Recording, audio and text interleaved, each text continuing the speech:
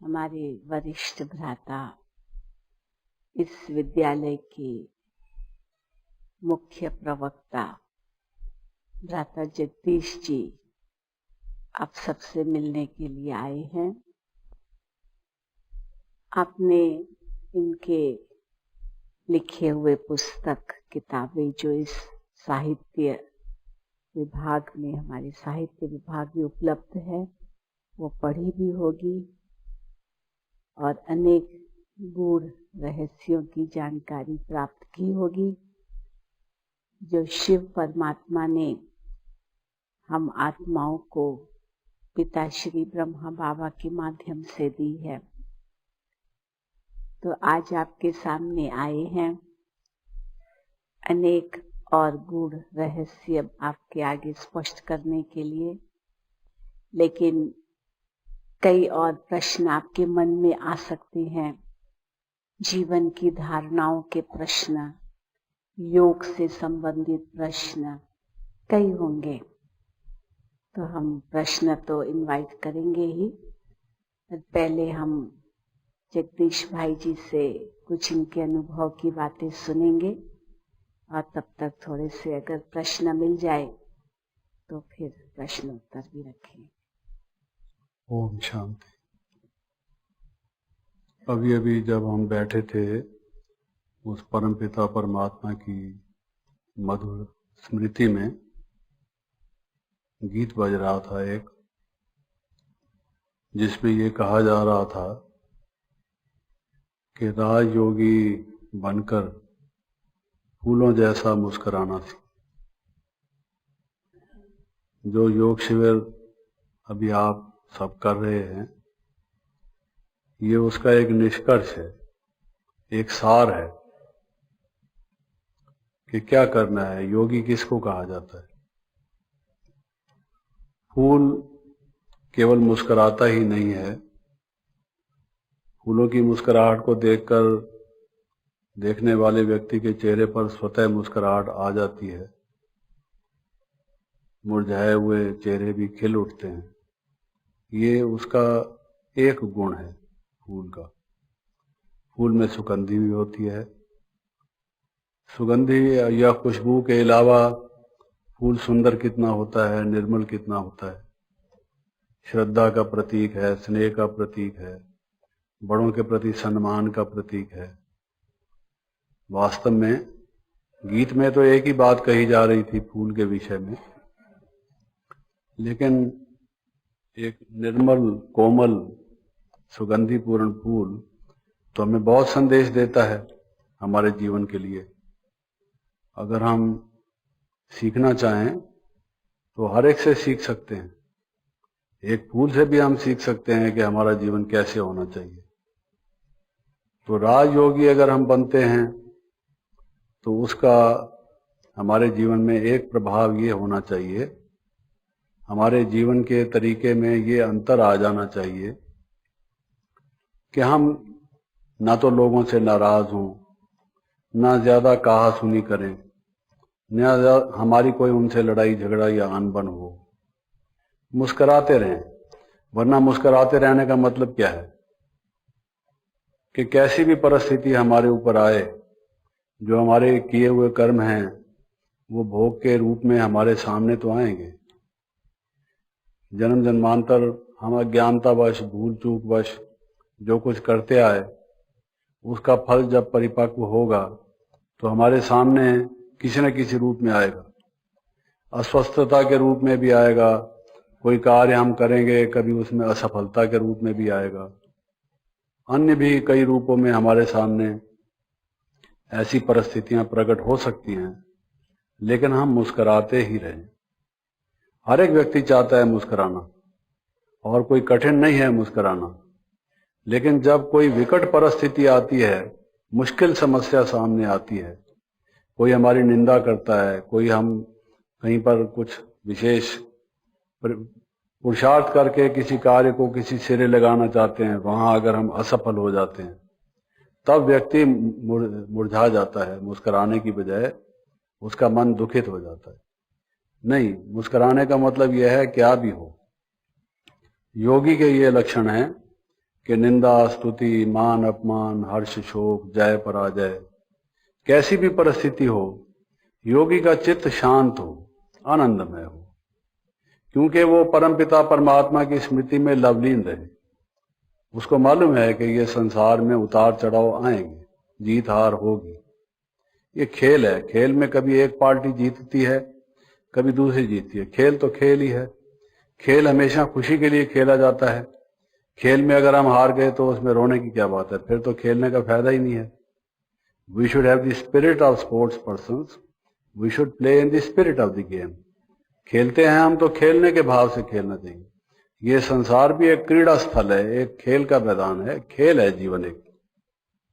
जैसा भी आप उसको समझना चाहें, ये तो व्यक्ति के दृष्टिकोण पर अंतर पड़ जाता है। लेकिन योगी का दृष्टिकोण ये है कि वो परमात्मा की याद के झूले में झूलता रहता है। मेरे जैसा खुश कोई नहीं, मैं सबसे ज्यादा सौभाग्यशाली हूं। मुझे परमात्मा की प्राप्ति हो गई तो सब कुछ प्राप्ति हो गई। दुनिया की सर्वश्रेष्ठ प्राप्ति यही है। तो अगर इस योग शिविर में आने से एक ये मैसेज हमें माइंड में सेट हो गया कि मैंने अब योगी बनना है, भोगी नहीं। योगी और भोगी में अंतर होता है। भोगी जब रात को सोता है तो भी उसको भोग के ही स्वप्न आते हैं। वो बताते हैं कि भाई एक व्यक्ति बिजनेस करता था कपड़े का और रात को सोया पड़ा था, तो रात को स्वप्न में क्या देखता है कि कोई ग्राहक आया है। सारा दिन ग्राहक की बात सोचता था। सुबह जल्दी से जाके दुकान खोलना, शायद कोई ग्राहक फंस जाए। रात को भी देर तक बैठे रहना, किसी भूले भटके को कफन की शायद जरूरत पड़ जाए, कोई आ जाए। दुकान खुली रखता था। घर वाले बैठे हैं इंतजार में भोजन की, पिताजी आए या पति महोदय आए तो भोजन करेंगे, उनको भोजन की भी सुध नहीं, घर की भी परवाह नहीं, कपड़ा बिकना चाहिए। मेंटेलिटी है। जीवन में सिर्फ पैसा ही एक चीज नहीं है, परिवार भी कोई चीज है, दूसरे कर्तव्य भी कोई चीज है। कई लोग बैलेंस नहीं रखते, सिर्फ धन को ही वो 99 के ही चक्कर में पड़े रहते हैं। तो पड़ा हुआ ऐसा ही व्यक्ति था। वो रात को सोया पड़ा था और रात को स्वप्न में क्या देखता है कि ग्राहक आया और वो कहता है कि लाला जी, ये कपड़े दिखाया उसने बिजनेसमैन ने, जैसे कपड़े वाले दिखाते हैं थान दिखा दिखा के। उसने देख के कहा कि ये दे दीजिए, इतने मीटर ये कपड़ा दे दीजिए। तो ना तो दुकान थी ना कपड़ा था, वो तो सिर्फ एक स्वप्न था। कपड़ा तो जो चादर उसने ओढ़ रखी थी वही था। उसने वो लेके फाड़ना शुरू कर दिया, क्योंकि कपड़ा दे के, इतने मीटर कपड़ा दे के फाड़ा जाता है ना सारे थान में से। उसको फाड़ने लगा। वो लल्लू लाल उसका नाम था। लल्लू लाल जो है वो कपड़ा फाड़ने लगा। पास में उसकी माता जी लेटी हुई थी एक चारपाई पर। उसने कहा, अरे लल्लू क्या करता है, चादर फाड़ रहा है। तो आधा सोया हुआ आधा जागता हुआ माँ को कहता है, माँ देख अब मेरा ग्राहक आया है, तू मेरे काम में दखल मत दिया कर। माँ की आवाज भी सुन रहा है, लेकिन साथ साथ उसको ये कह रहा है कि ग्राहक आया हुआ है, मेरी गाहकी में खलल मत डाल। तो जिसको सोए हुए भी यही ख्याल है, जागते हुए भी यही ख्याल है, दोस्तों से बैठता है तो भी यही देखता है। कोई आदमी उससे बात करने आता है तो देखता है उसके कुर्ते का कपड़ा कैसा है, उसकी पैंट का कपड़ा कैसा है, क्यों जी ये कितने में लिया था, यही बात करता है, दूसरा कुछ करता ही नहीं है। तो ये जो मनुष्य अपना सारी जीवन इसी काम में एक कोल्हू के बैल की तरह से लगा देता है, नहीं, जीवन में हमारे कुछ कर्तव्य हैं, हमने कमाना भी है। अपने घर की गृहस्थी की जो हमने रची है उसकी पालना भी करनी है। कौन करेगा, ये हमने किया है तो अब हमें ही निभाना पड़ेगा। उसके लिए वक्त से कार्य भी करो। Work wise you work, play wise you play. जिस टाइम काम करने का है काम करो, जिस टाइम कुछ और करने का है और करो। तो योगी बनने का लक्ष्य ये है कि कार्य करते हुए भी कर्म योगी बनो, उस परमात्मा की स्मृति में रहो। ये हो सकता है अभी कोई व्यक्ति यहां बैठा है, अगर उसको अपने लौकिक घर की याद आए, अपने बेडरूम की, किचन की या कहीं की भी, तो उसके लिए कोई टिकट लेके कोई किसी ट्रेन विशेष से वहां थोड़ी पहुंचना पड़ता है। मन का संकल्प तो एक सेकंड के भी कुछ हिस्से में वहां पहुंच जाता है, उसका चित्र उसके मन में आ जाता है, कोई डिफिकल्ट नहीं है। तो हम योग को भी सहज कहते हैं, ये सहज योग है। इसमें कोई हट की आवश्यकता नहीं, कोई अपने ऊपर कोई दबाव डालने की जरूरत नहीं है, मन को कोई मारने की जरूरत नहीं है, संवारने की जरूरत है। अगर हम केवल मन में उस परमात्मा का स्वरूप और उससे हमें प्यार है, परमात्मा से, वो हमारा माता है, पिता है, सखा है, स्वामी है, हमारे आत्मा के सब संबंध उसी से हैं। बाकी शरीर के संबंध है, शरीर के माता पिता भी हैं। ऐसा नहीं कि शरीर के माता पिता को छोड़ दो या उनका अदब ना करो, उनका कार्य उनसे करो, लेकिन जो उनके भी माता पिता हैं, सारे ही जगत के माता पिता एक परमात्मा हैं, उनके प्रति हमारा क्या कर्तव्य होता है, उनसे हमारा क्या नाता है, वो भी हमें समझने की जरूरत है। तो योगी बनना है हमको। मन की योग किसको कहते हैं? लगन में मगन होना। सिंपल सी बात है, लगन में मगन होना। उस परमात्मा से हमारी लगन लग जाए और उसमें हम मगन होना जान लें, सीख लें, समझ लें, वो कला हमको आ जाए, इसी का नाम योग है। तो फिर हमारे लिए मुस्कुराना सहज हो जाएगा हर एक परिस्थिति में, क्या भी कठिनाई हमारे जीवन में आए। ये कोई कम अचीवमेंट थोड़ी है कि जीवन में हमारी कितनी भी परिस्थितियां आए और उसमें हम हमेशा खुश रहें, मौज में रहें। It's a great achievement. कितने लोग हैं जिनको टेंशन है लाइफ में, और टेंशन के कारण से कई रोग हैं, हृदय रोग हैं, ब्लड प्रेशर के रोग हैं, आर्थराइटिस पेन है, कितने प्रकार के कठिनाइयां हैं। घर बेचारे बजाय इसके कि स्वर्ग बने नरक बने पड़े हैं, आपस में कितनी कहासुनी होती है। तो ये सब बदल सकता है अगर हमारा ये दृष्टिकोण बदल जाए कि ये एक विश्व परिवार है, हम तो उस परिवार के सदस्य हैं, हमने सबसे प्यार करना है। हम अपने कटु वचन क्यों बोलें, हम किसी को दुख क्यों दें? क्योंकि अगर हम दुख देंगे तो जरूर दुख पाएंगे, ये समझ लो। कर्मों का हिसाब किताब है, जैसे बोएंगे वैसे काटेंगे। गेहूं बोओगे तो उससे चना पैदा नहीं होगा, उससे गेहूं पैदा होगा। और कोई भी चीज जैसी आप कर्म करेंगे, खेती है ये संसार, कर्म की क्षेत्र है ये, तो वो करनी भरनी का जो हिसाब किताब है वो हमारे सामने आएगा। सिंपल बात है। इसमें कोई हमें गेरुए कपड़े पहनकर और कोई जंगल में जाने की बात नहीं है, जैसे आपको बताया भी गया होगा। एक मनोपरिवर्तन की आवश्यकता है।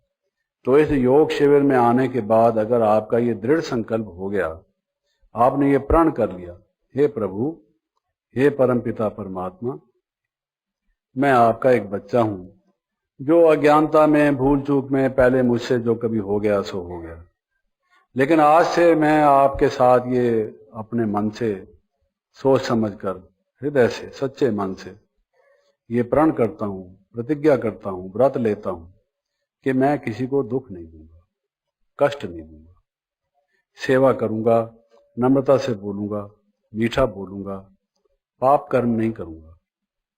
ये तो समझ की बात है, इसी को ही समझ कहा जाता है। खाओ पियो रहो आराम से, कोई मना नहीं, दुनिया हमारे लिए है, फाका मस्ती करने की जरूरत नहीं है, सब चीज का जैसे सेवन होना चाहिए।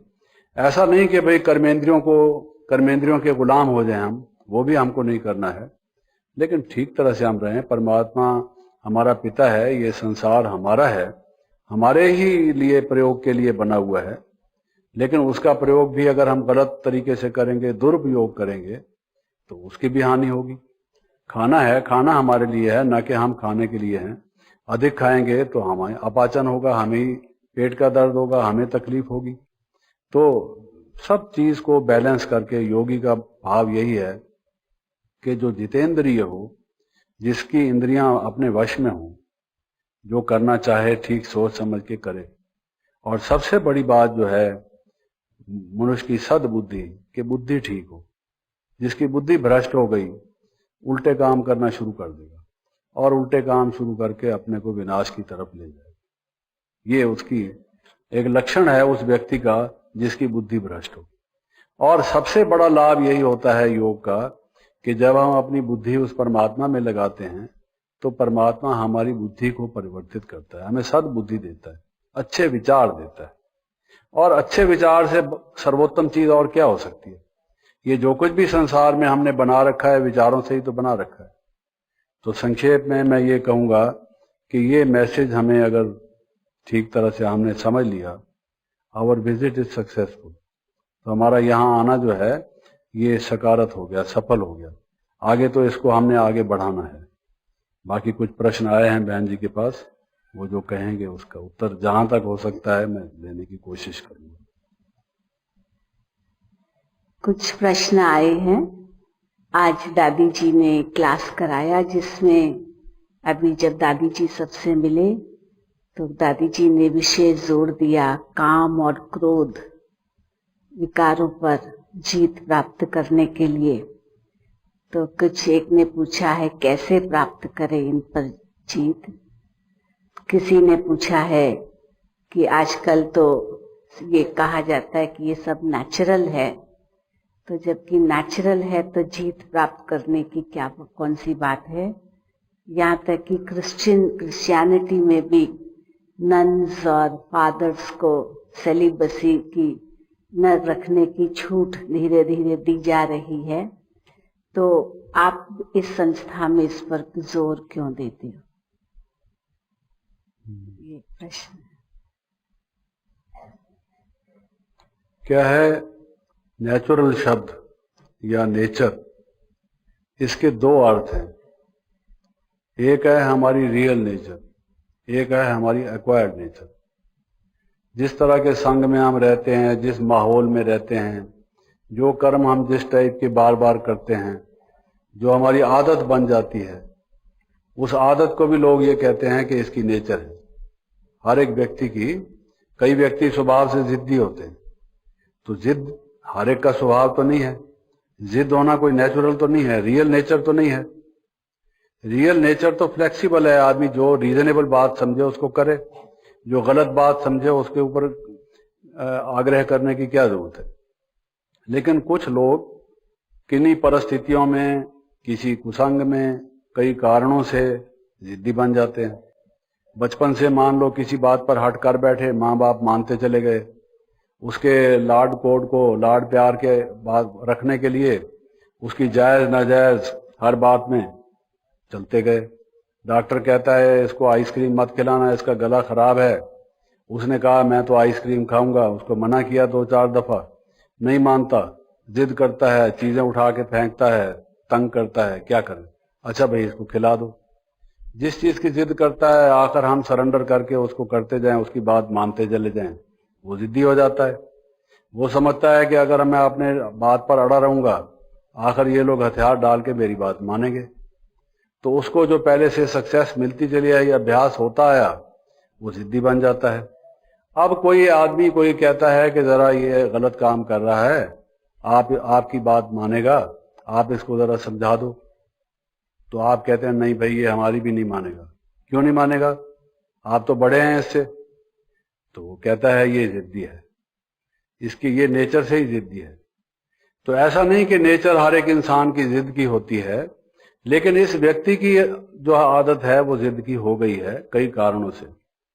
तो जिसको आप नेचुरल कहते हैं, ये नहीं है जरूरी कि वो हमारी रियल नेचर हो, वो हमारी परवर्टेड हैबिट हो, हमारी अपने असली स्वभाव में बिगाड़ आ गया हो, ऐसा भी होता है।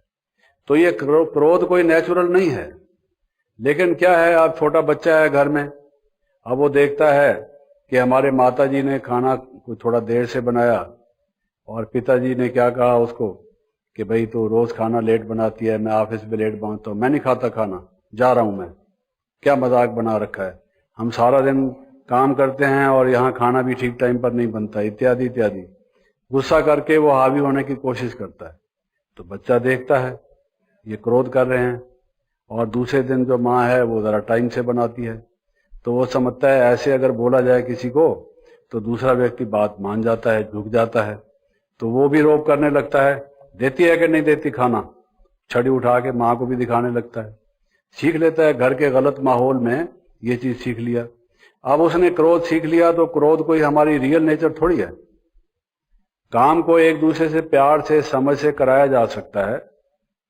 ये तो अपना टेम्पर लूज करना, मनुष्य के मस्तिष्क का तवाजन, उसके माइंड का बैलेंस अगर हम वो गंवा बैठे तो आप उसको नेचुरल कहेंगे। गुस्से में तो आदमी वो कहते हैं आधा अंधा होता है, जो मर्जी करता है, तोड़ फोड़ करता है, जो बोलना हो गलत भी बोल देता है। तो गुस्सा तो अच्छी चीज नहीं है। तो इसलिए जो कोई व्यक्ति कहता है कि काम, क्रोध, लोभ वगैरह ये कोई रियल नेचर है, इसके बिना संसार नहीं चल सकता, उसी का ही तो परिणाम है कि कलयुग है ये। आज आप देखिए हमारे देखते देखते जमाना कैसे कितना बदला है। जब हम छोटे बच्चे थे, हमने बुजुर्गों के मुख से कहते हुए सुना, किसी ने उनको कोई रिश्वत देने की अगर कोशिश की तो वो ये कहते थे, देखो भाई मैं बाल बच्चेदार आदमी हूं, मैं घर में ये ऐसा बेईमानी का पैसा नहीं ले जाऊंगा, मेरे बच्चे तो खराब हो जाएंगे। क्योंकि उन दिनों में कहा यह जाता था कि जिसके घर में बेईमानी का पैसा आएगा, घर में या तो मुकदमाबाजी होगी या बीमारी होगी या आपस में लड़ाई झगड़ा होगा, कुछ ना कुछ वो पैसा खराबी ही पैदा करेगा। अच्छा पैसा जो होगा वो आपके सुख में काम आएगा। अगर आप मान लीजिए 1 लाख रुपया कमाते हैं एक साल में, उसमें से अगर आपने 50,000 ठीक तरह से कमाया है, 50,000 जिसको ऊपर की कमाई कहते हैं, जैसे ऊपर वाला कोई देता हो, नाम भी लोगों ने गलत रखे हुए हैं कि जी इसकी इतनी तो तनख्वाह है, इतना ऊपर से आ जाता है। ऊपर से कोई छप्पड़ फाड़ के भगवान भेज रहा है, लेता टेबल के नीचे से। आजकल टेबल के ऊपर से भी लेते हैं साफ साफ, लेकिन कहते क्या हैं कि ये ऊपर से ऊपर की कमाई है उसकी। जब कभी किसी से कोई नाता जोड़ना हो, कुछ कहे भाई इसकी कितनी तनख्वाह है, कहते हैं इतनी तो इसकी वेतन है और इतनी इसकी ऊपर की कमाई है। देखिए गलत कमाई को ऊपर की कमाई कहते हैं। जैसे हिस्ट्री पढ़ाते हैं तो कहते हैं सिकंदर महान, अलेक्जेंडर द ग्रेट, जिसने इतने देशों में जाके अपने देश को छोड़ के कितने देशों में जाके झगड़े किए, मारकाट की और ये सब किया, उसको कहते हैं सिकंदर महान, अलेक्जेंडर द ग्रेट। तो ये जो संसार की रीत है दूसरे को, और उसको कहते हैं ये बड़ा वीर है, ये बड़ा योद्धा है, जो दूसरों को मारे, जान से मार डाले, वो बड़ा वीर है।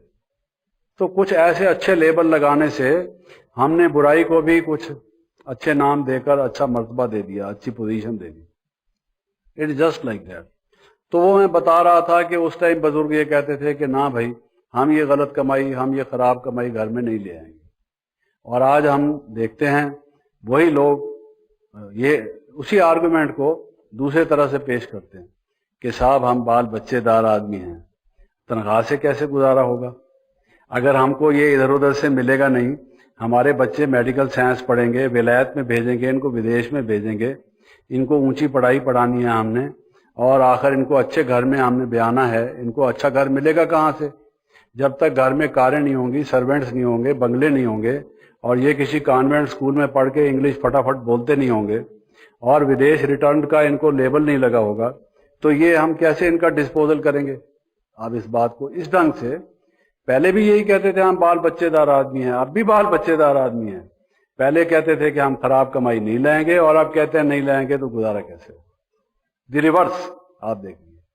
तो जमाना इसी को बदलना कहते हैं, सतयुग से कलयुग इसी को आना कहते हैं।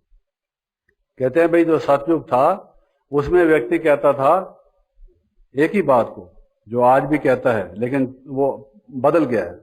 पहले कहता था कि साहब क्या बात है, किसी ने कहा मैं ये ले सकता हूं, तो कहता है क्या बात है, आपका तो आपका है ही, मेरा भी आपका है, क्यों नहीं, आप और हम कोई अलग थोड़ी हैं। तो भाई आपका आपका है, मेरा भी आपका है, इसका नाम है सतयुग का। भाई उदार चित्त, जनरेसिटी, भेदभाव किस बात का? ये हम सब एक हैं, ले जाओ इसको, कोई बात नहीं। तो सतयुग त्रेता युग का ये लक्षण था। और द्वापर युग में कहते हैं उन्होंने कहा भाई देखो लेट अस डू जस्टिस, न्याय करो, तुम्हारी चीज तुम्हारी है, मैं हाथ नहीं लगाऊंगा, ये मैं ऐसा बेईमान नहीं हूं कि तुम्हारी चीज खाऊंगा, मैं बिल्कुल इंसाफ पसंद व्यक्ति हूं, आपकी चीज आपकी है, मेरी चीज मेरी है, मेरी को आप हाथ मत लगाओ, आपकी मैं नहीं हाथ लगाता। वो जो पहले था ना कि मेरी भी आपकी है, वो तो खत्म हो गया, लेकिन इतना कम से कम फिर भी रहा कि मेरी मेरी है, आपकी आपकी। और जब कलयुग आया तो कहता है मेरी तो मेरी है ही, आपकी भी मेरी है। ये फर्क पड़ गया। इसी का नाम लोभ है। लोभ और किसको कहते हैं कि आप खाओ, कोई मना नहीं है, दुनिया में इतना तो है कि भाई आप बड़े पेट भर खाओ, कोई दिक्कत नहीं है, इतना मिला है कुदरत की तरफ से हमें। लेकिन आप हर्षद मेहता की तरह से करोड़ों रुपए कमाना चाहते हो, दूसरों को लूट खसूट के, इतने करोड़ करोगे क्या? बताओ तो सही। कितने लोगों को लोग खून पसीना जो कमाते हैं बेचारे, गर्मी के मौसम में पत्थर कूटते हैं, उनको क्या मिलता है? घर में माँ बीमार है, उसकी दवाई के पैसे नहीं, किसी अच्छे डॉक्टर को अपने मरीज को दिखा नहीं सकते, एजुकेशन कभी उनको होती नहीं, कभी उन्होंने दुनिया का सुख देखा नहीं, सूखी रोटी के टुक्कर खाते हैं, फिर भी खुशी से प्रभु के गुण गा के सोते हैं। और एक तरफ वो लोग हैं जो दूसरों की लूट खसूट करते हैं। तो आप समझते हैं कि लोभ नेचुरल है? अगर हमारे साथ ऐसा कोई व्यवहार करे तो हम समझेंगे नेचुरल है। कितने बंधुआ मजदूर लोगों ने बॉन्डेड लेबर रखे हुए हैं, वो बेचारे कर्ज लेते हैं, घर में बीमार पड़ा है कोई कर्ज ले लेते हैं, वो सारी उम्र कर्ज चुका ही नहीं सकते और वो वहां से जा ही नहीं सकते, भाग नहीं सकते। आप उनको जितने डेली वेजेस दो उतने ही देते रहो। ये क्या है? ये इंसानियत इसी का नाम है। तो इंसान इंसानियत से गिर जाता है जब ये काम क्रोध लो। ये कितने केसेस हैं, supreme court, high court, district court, जितनी भी कोर्ट्स हैं, आप किसी केस का नाम देख लो, रेप, व्हाट इज रेप है जी, जितने भी नारियों के केसेस आते हैं कई नामों से, ईव टीजिंग वगैरह वगैरह, ये काम के कारण है, काम विकार हैं ये सब। और ये मर्डर करना, मारना, ये करना, ये क्रोध के हैं। और ये लूटना, डाका डालना, चोरी करना, मिलावट करना, रिश्वत लेना, ये लोभ के हैं। धार्मिक भाषा में उनको काम, क्रोध, लोभ, अहंकार कहा गया है। और वकीलों की भाषा में जो इंडियन पिनल कोड बना हुआ है, जो कोर्ट में केसेस होते हैं, उसके नाम उन्होंने रख रखा हुआ है। भाई ये मर्डर इसको कह दिया, ये मर्डर करता है। मर्डर बिना क्रोध के थोड़ी करेगा, क्रोध करेगा और घृणा करेगा, बदला की भावना आएगी। उसको धार्मिक व्यक्ति कह रहा है भी क्रोध मत करो और दुश्मनी मत निकालो, घृणा मत करो, प्यार से रहो, भाईचारे से रहो, जियो और जीने दो। इसको इंसानियत कहते हैं। और अगर कोई कहे काम, क्रोध, लोभ, मोह, अहंकार ये नेचुरल हैं, तो दुनिया की हालत क्या होगी? पहले ही डार्विन ने कह दिया कि इंसान के पूर्वज बंदर थे और इंसान ने बंदर बनना शुरू कर दिया। वो सर्वाइवल ऑफ द फिटेस्ट। लोगों ने एटम बम, हाइड्रोजन बम तक बना दिए। पहले लड़ाई होती थी, अलग मैदानों में जाकर लड़ाई होती थी, पब्लिक को कुछ नहीं करते थे। जो मिलिट्री में भर्ती होते थे, सिपाहियों से, फौजियों से लड़ते थे। और अब तो चाहे कहीं भी बम डाल दो, सारी खलकत चाहे लाखों की तादाद में भी मर जाए, तो उसकी कोई बात नहीं। तो ये हालत आके पहुंची है। तो अगर आप ये समझते हैं, कोई भी समझता है कि काम, क्रोध, लोभ, अहंकार नेचुरल हैं, गीता में जो कहा हुआ है कि कामाद क्रोधो जायते क्रोधात भवति सम्मोह, कैसे काम से क्रोध पैदा होता है, क्रोध से मनुष्य की बुद्धि भ्रष्ट हो जाती है, मोहवश अपने देह के अपने अटैचमेंट से। ये क्या हालत होती है? ये नरक के द्वार हैं, काम, क्रोध, लोभ, ये नरक के द्वार हैं। लेकिन अफसोस ये है कि उस नरक के द्वार में से मनुष्य जाता है, दूसरे दिन फिर सुबह उठाता है गीता खोली, फूल चढ़ाए, नहा धो के बैठे और भगवान ने कहा, हे अर्जुन, काम, क्रोध, लोभ वो नरक के द्वार हैं। चलो ठीक है, और पढ़ के उसको रख दिया और कहा कि गीता कितनी अच्छी है, पढ़ने से मन को शांति मिलती है। भगवान ने ठीक ही तो कहा है। फिर रात को काम विकार के द्वार में से गुजरे, सारा दिन क्रोध और लोभ के द्वार में से गुजरे, दूसरे दिन नहा धो के फिर खोली गीता और फिर पढ़ा। भगवान ने कहा, हे अर्जुन, काम, क्रोध, लोभ नरक के द्वार हैं। क्यों? क्योंकि भगवान ने अर्जुन को कहा, हमको थोड़ी कहा। भगवान ने तो अर्जुन को कहा, हमको कहां कहा। So what? फिर जाएंगे मंदिर में, विषय विकार मिटाओ पाप हरो देवा।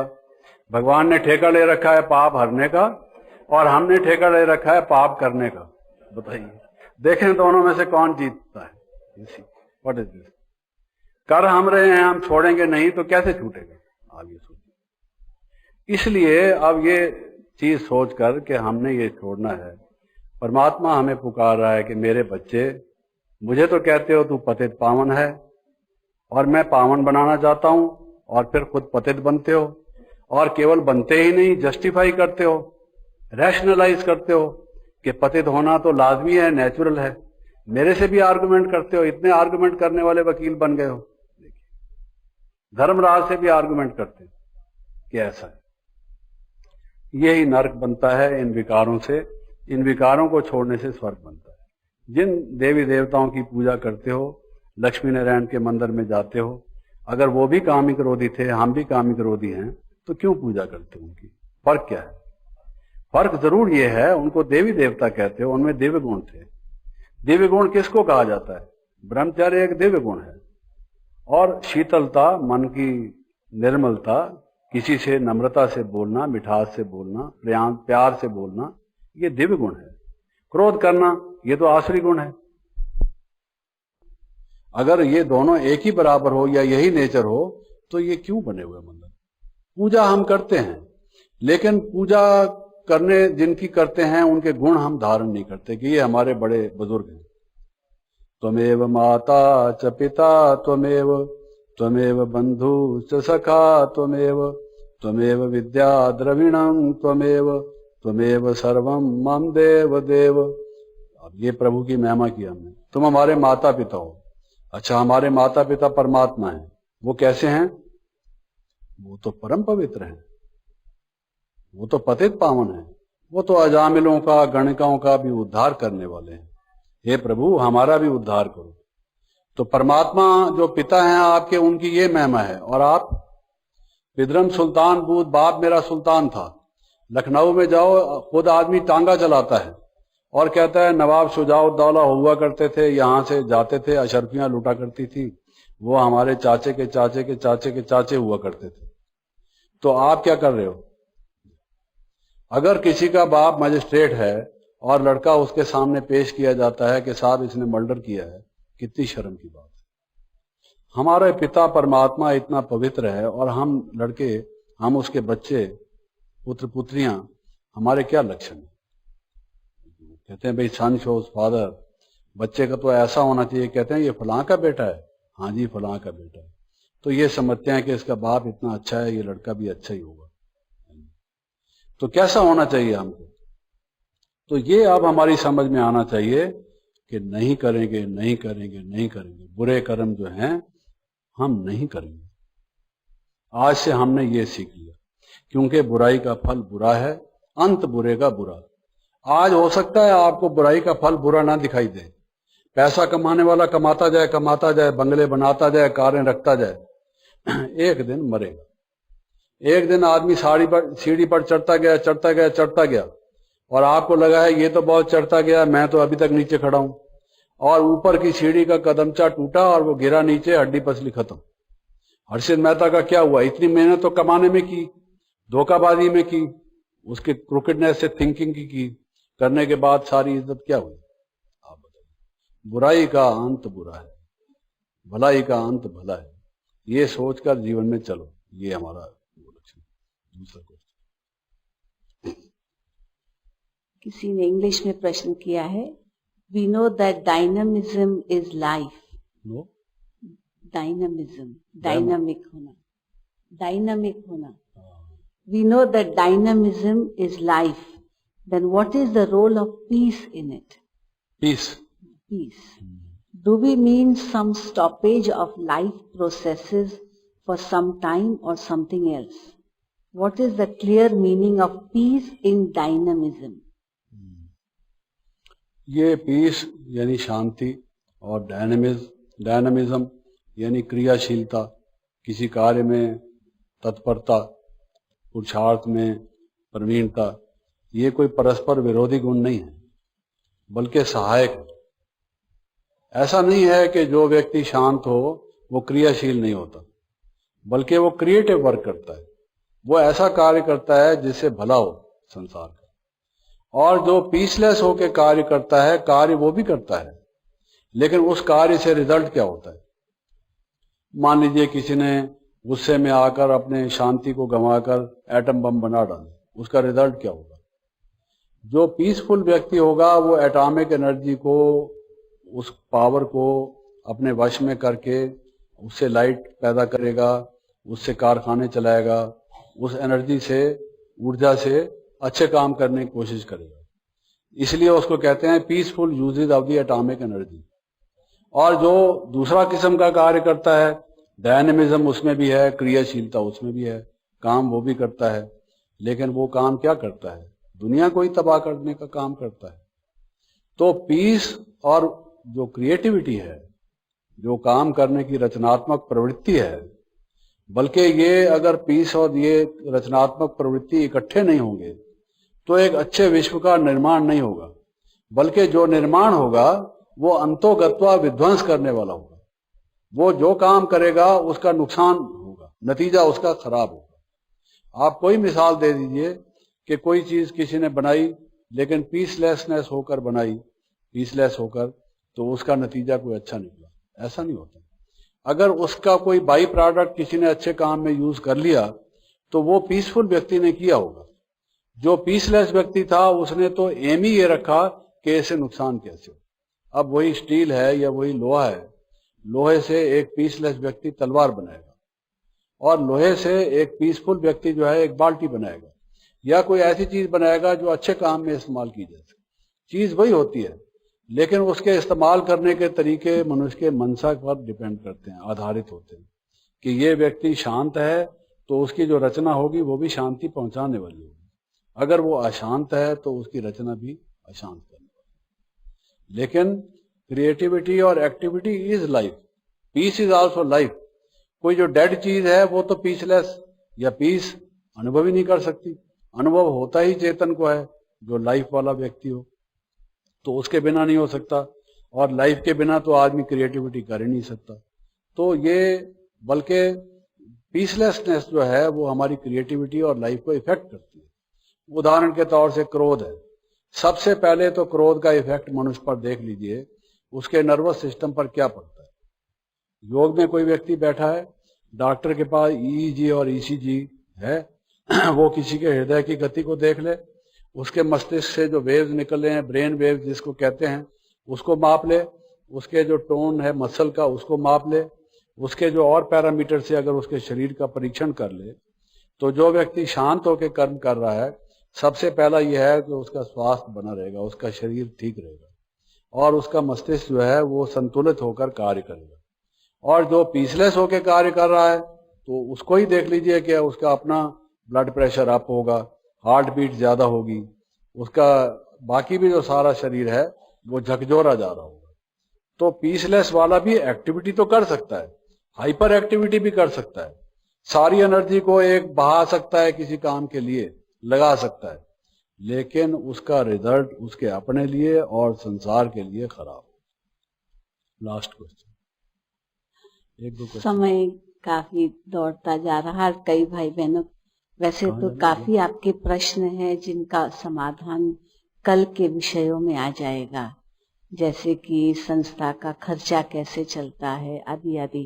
कल सेवा का विषय है, उसमें होगा, और भी कई प्रश्न हैं, लेकिन अभी हम एक ही प्रश्न लेंगे। विशेष करके जैसे आज दादी जी ने सबको मांस, मदिरा, अंडा आदि त्यागने के लिए प्रेरणा दी, आप सबसे प्रतिज्ञा भी करवाई।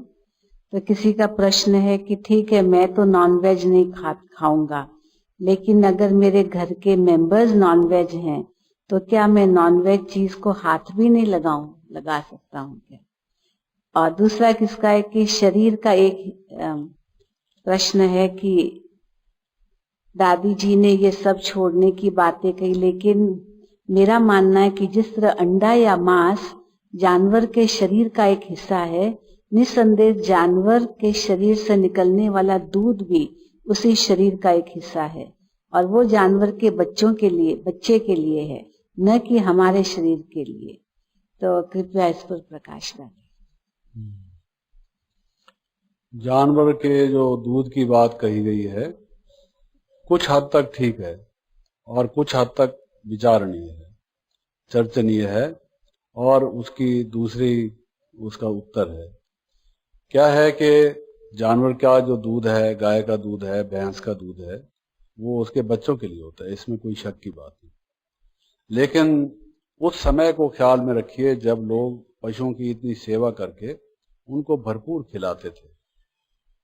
जो एक पालतू जानवर को जिस ढंग से वो पालते थे, गाय को मां कहकर कि हमारी माता है, माता का दूध जैसे लिया जाता है, इस प्रकार से, ये नहीं कि उसका हक छीन कर बच्चे को अपना पूरा हिस्सा देकर, और गाय इतना दूध दे कि बच्चे की जरूरत से भी ज्यादा दे, और गाय को कमजोरी ना आए, उसको गाय की कई किस्म की चीजें खिलाते थे और उसे इतना प्यार और सम्मान करते थे। ये तो भारत के लिए मशहूर है, विदेश वाले लोग हंसते हैं कि भारत के लोग देखो जी, गाय को मां कहते हैं, गौ माता।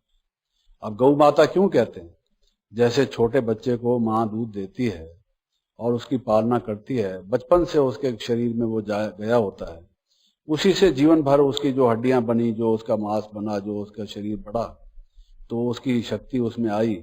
माँ का ऋण कभी भूल नहीं सकता वो, जिसने माँ का दूध पिया है।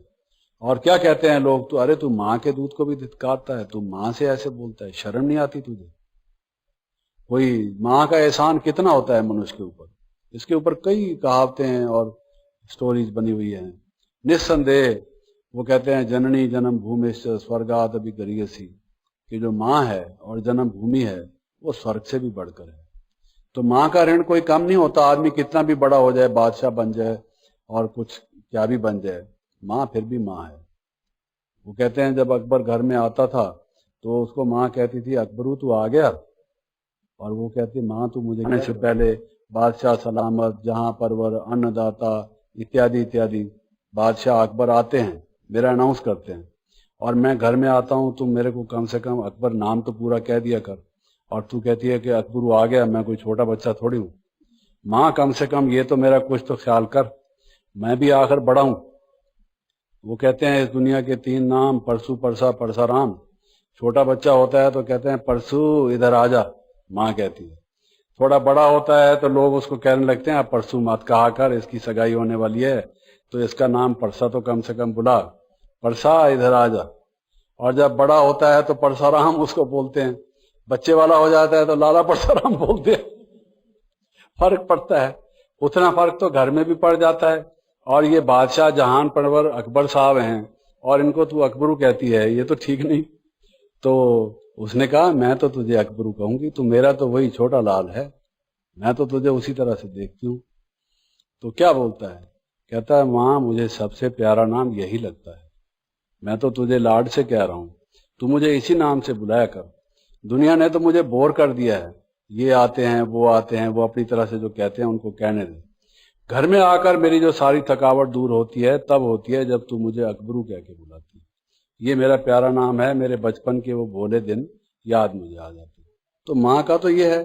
तो गऊ को माता कहते लोग, उसको कितना तो प्यार करते। हम लोगों ने खुद बचपन में हमारे घर में गऊएं थी, हमने उनकी सेवा की है, उनको पाला है, और गऊ भी हमको कितना प्यार करती थी। पशु भी उसका रेस्पॉन्स देते हैं। आपके पास कोई पक्षी हो, आप उसको प्यार से पालिए, देखिए वो आपको क्या रेस्पॉन्स देता है। मैं ऑस्ट्रेलिया में था, एक व्यक्ति के पास ठहरा हुआ था, वो योग के एक आश्रम का इंचार्ज था।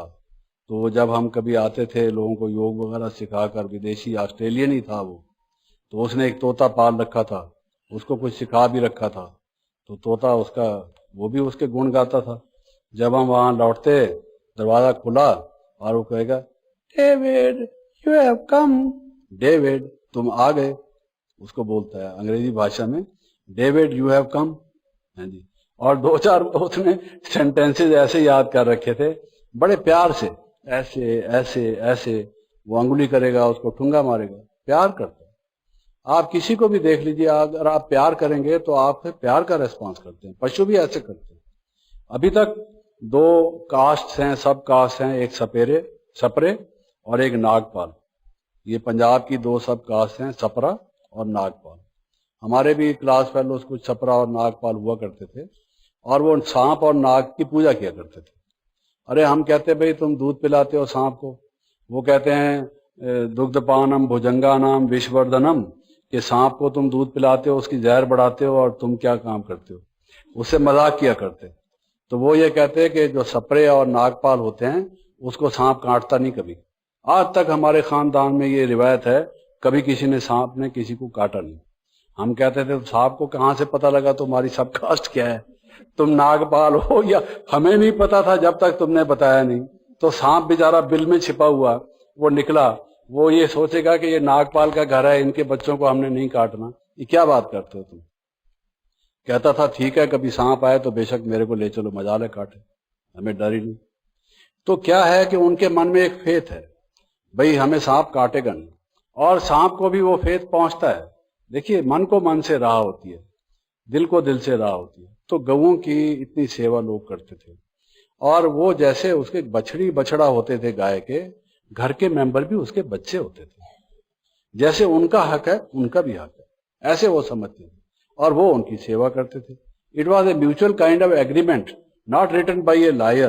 किसी वकील का लिखा हुआ एग्रीमेंट नहीं था, ये गाय और घर के आदमियों में खुद ब खुद था। अब देखिए, घर में बिल्ली भी रहती है, कुत्ता भी रहता है। वैसे बिल्ली और कुत्ते कितने दुश्मन है एक दूसरे के। देख लेगा बिल्ली को, कुत्ता भागेगा उसके पीछे बड़े जोर से। और जब घर में रहते हैं, एक ही कटोरी में दूध पीते देखा है। शेर का भी कभी कभी फोटो अखबार में आ जाता है, किसी ने पाला हुआ उसके बच्चे को, तो कैसे एक तरफ वो पक्षी पशु सब घर में बैठे हैं। हमारे यहाँ तो दिखाते हैं कि शंकर जी, पार्वती और ये सारा दैवी परिवार बैठा है। किसी का मोर है, तो किसी का गरुड़ है, तो किसी का सांप है। जो परस्पर विरोधी जानवर हैं वो सारे फैमिली में इकट्ठे ही बैठे हुए, वो भी अपने आराम से बैठे हुए। ये इस तरह से होता है, तो वो उनका हक जरूर है। आज जो इंसान है, गाय को खाना तो देता नहीं पूरा है जी, उसको लूटता खसूटता है, कोई इंजेक्शन लगा के कुछ करके। तो कोई उनसे कहते थे, महात्मा जी आप तो गरीबों की सेवा करना चाहते हो, बकरी को तो बहुत मेवा खिलाते हो। वो कहते, बकरी भी तो हमको दूध पिलाती है, तुम दूध पिलाओ तो तुमको भी खिलाएंगे। ये तो भाई एक इस हाथ दे उस हाथ ले, सौदा नकद बनकद, ये तो वो हिसाब है। तो क्या है कि हमारा हक बनता भी है, हमारा हक नहीं भी बनता है।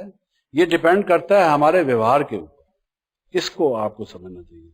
और दूसरी, जहां तक मांस की बात है, जान से ही मार डालना किसी को, अरे भाई, किसी का जिंदा रहने का हक है या नहीं?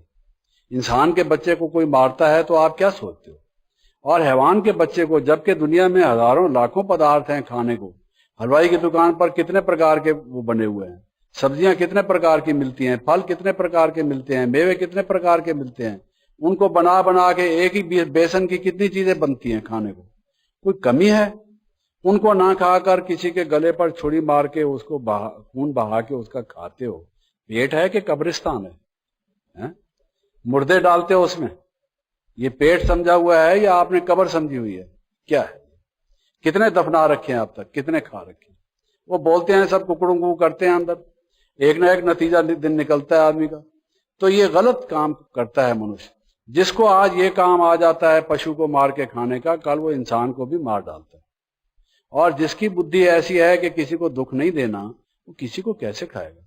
कल तक, अभी देखिए ईद आती है भाई, बकर ईद है ये, अब आज तक वो बकरी घर में पाली जाती है, घर का मेंबर बन गया वो। और आज आप उसको कुर्बान करने जा रहे हो, बकरी को काट के खा रहे हो। अपना अपना इरादा है, विचार है, हर एक को अपना विचार सही लगता है, उनको सही लगता होगा। हम उस ख्याल से किसी से नफरत से किसी से कुछ नहीं कहते, लेकिन हम एक अपना विचार जरूर बताते हैं कि हर एक को जीने का अधिकार, जियो और जीने दो। और जो मेडिकल पॉइंट ऑफ व्यू से ये शरीर को हानिकारक हैं, ये अंडा हो या मीट हो, इसका तो लंबी डिटेल है। आप कभी चाहें, हमारे शरीर की बनावट ही ऐसी है कि हम मीट खा ही नहीं सकते। देखिए, जो हमारी इंटेस्टाइन्स हैं, जो वेजिटेरियन जो जानवर हैं, जो अनाज खाने वाले या सब्जी खाने वाले जानवर हैं, जैसे गाय है, बकरी है, इंसान की अंतड़ियां उसी तरह की हैं, लॉन्ग इंटेस्टाइन है, वो लंबी हैं। जो शेर है, कुत्ता है, जो इस प्रकार के मांस खाने वाले जानवर हैं, उनकी इंटेस्टाइन छोटी हैं, उसमें वो सड़ता नहीं है। हमारे यहाँ जो अगर मीट खा लेता है इंसान, वो प्यूट्रीफाई होता है, वो ठीक नहीं रहता है शरीर के लिए, उसकी बात है। हमारे जबान देख लीजिए, जो जानवर मांस खाने वाले हैं, कुत्ता है या शेर है, जो कोई भी है, वो पानी को पीते नहीं हैं, सक करते हैं, लिक करते हैं। उनके सामने, कुत्ते के सामने पानी रखो, जबान बाहर निकाल के उसको लेता है। और जो दूसरे हैं, गाय है या वो हैं, वो आप देखेंगे पीते हैं। वो उनके बनावटी शरीर के अलग है। हमारे दांत अलग तरह के हैं, उनके दांत अलग तरह के। हमारे दांत कुछ ऐसे हैं जिनको कैनिन टीथ कहते हैं, सारे नहीं, जो काटने वाले हैं, जिससे हम चना काटते हैं, मूंगफली खाते हैं और ये काजू खाते हैं। जब किसी चीज को आप कुतर कुतर करते हैं, तो वो दांत हमारे पास थोड़े हैं मेवा खाने के लिए। मैंने बताया आपको, खाओ बेशक, कोई मना नहीं। उनके जो सारे दांत हैं वो ज्यादा हैं ही कैनिन टीथ, क्योंकि उन्होंने मीट को कुतर कुतर करना है। उनकी बनावट अलग है, हमारी बनावट अलग है। क्या हम मांसखोरा इंसान हैं, यानी जानवर हैं? तो ये एक अलग डिटेल है, एक अलग सब्जेक्ट है, उसको मैं डिटेल में नहीं ले रहा। वो डॉक्टर्स ने पहले कई लगाते थे हिसाब कि जी इकोनॉमिक पॉइंट ऑफ व्यू से इतने पशु बढ़ जाएंगे और इतना अनाज खा जाएंगे, ये है वगैरह। सब लोगों ने हिसाब लगाया है कि अगर वो जानवरों को जितना अनाज खिलाया जाता है और अगर वही इंसानों को खिलाया जाए, इसकी जरूरत भी नहीं है। वट एवर इट इज, वो तो लंबी डिटेल हम अभी नहीं ले रहे। कहने का भाव ये है, आप तो योगी हो, सोचो ही नहीं, never think of bad thing, it was a dream, let past be past. उसको भूल के अब हमें क्या खाना है, ये हमारा मुख है। मुख से हम हंस हैं, हमको क्या खाना है, मुख में क्या डालना है, क्या नहीं डालना है, पेट में क्या डालना है, हाथ किसकी चीज को लगाना है, ये आप सोचिए। It is up to you.